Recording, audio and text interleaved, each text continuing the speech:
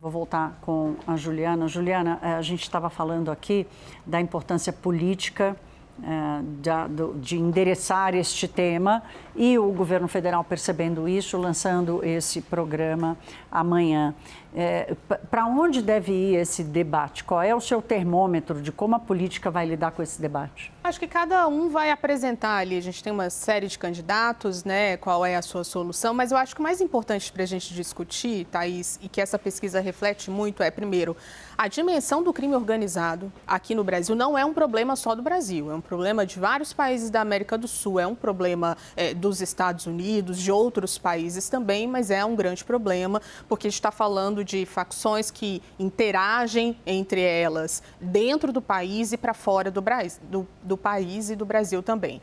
Outra questão é, se o candidato é governador, o candidato é deputado federal, para a presidência da República, ninguém vai conseguir apresentar concretamente a bala de prata para combater esse problema. A gente está falando de um problema que é muito mais amplo do que qualquer solução que vai ser apresentada nas campanhas eleitorais. Tanto para a presidência da República, quanto para um cargo dentro do Congresso Nacional ou para um cargo entre os governos. A gente está falando de um problema tão amplo que precisa de uma cooperação. O que foi feito, ou pelo menos a tentativa do que foi feito aí nos últimos meses, foi apresentar alguns projetos e alguns programas nesse sentido.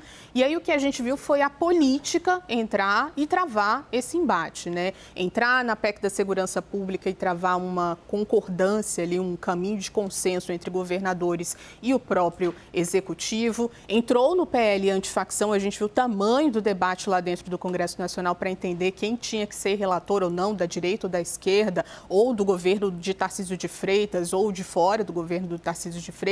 Então, é sempre um debate permeado pelas questões políticas. E aí a gente se pergunta se tem um caminho concreto e se tem como apresentar realmente soluções que sejam, que tenham ali as suas consequências medidas a curto prazo. É praticamente impossível que isso aconteça.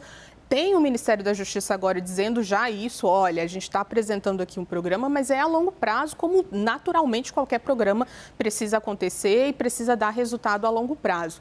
Então, acho que é um momento da gente refletir também sobre as questões que vão ser colocadas nas campanhas eleitorais. Qualquer solução que for colocada como imediata para resolver problema de segurança pública tem um pano de fundo na falácia, porque é muito difícil que esse problema se resolva a curto prazo aqui no Brasil.